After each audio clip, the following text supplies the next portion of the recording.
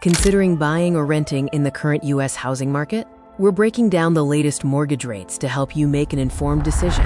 The decision to buy or rent is one of the most significant financial choices you'll face. It's especially complex with today's fluctuating mortgage rates.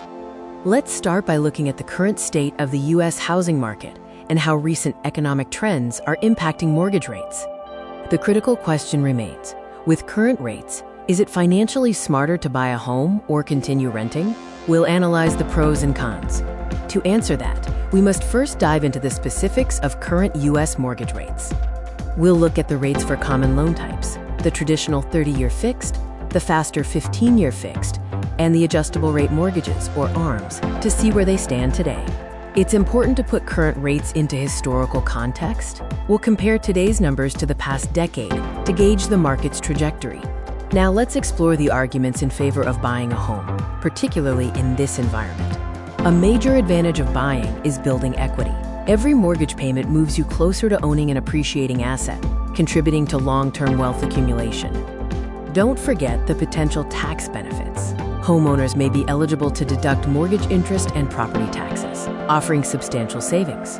On the flip side, there are compelling reasons to choose renting, especially right now. Renting offers flexibility, no long-term commitment, and lower upfront costs as you avoid the hefty down payment required for a purchase.